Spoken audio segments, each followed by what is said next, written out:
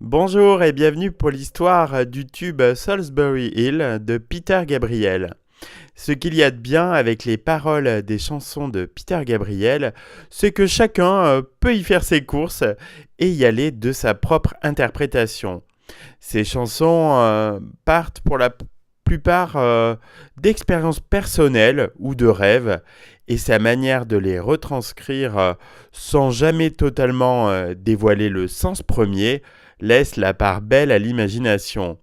Mais quand on connaît l'histoire, comme c'est le cas pour Salisbury Hill, tout devient transparent.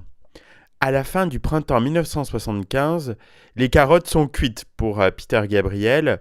Il n'en peut plus du cirque infernal, écriture, studio, tournée, écriture, studio, tournée, et ainsi de suite, imposé par la popularité toujours grandissante de Genesis. L'industrie du disque le rebute et il a beaucoup de mal à assumer ce statut de rockstar qui lui est tombé dessus sans qu'il le demande. L'énorme boulot abattu pendant la réalisation de The Lamb Lies Down on Broadway, alors que sa femme connaît une grossesse extrêmement pénible, finit de le convaincre que la vraie vie est ailleurs. Il annonce donc son départ aux quatre autres musiciens.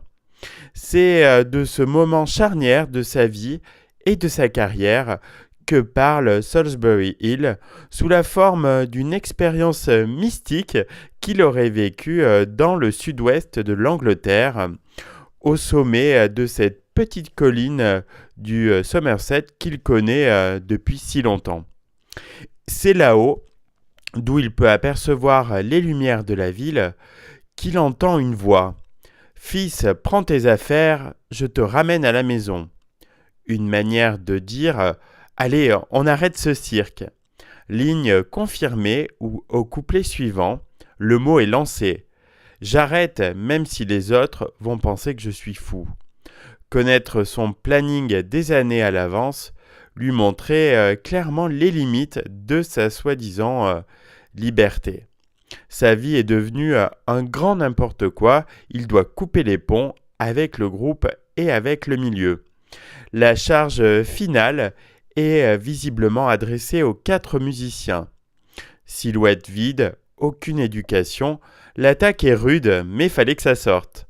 En 1977, 2 ans après ce départ douloureux, Peter Gabriel sort donc ce qui s'apparente à un règlement de compte. Coup de théâtre, le succès est immense, ce qui lui permet de fixer ses conditions au sein d'un milieu qu'il aborde.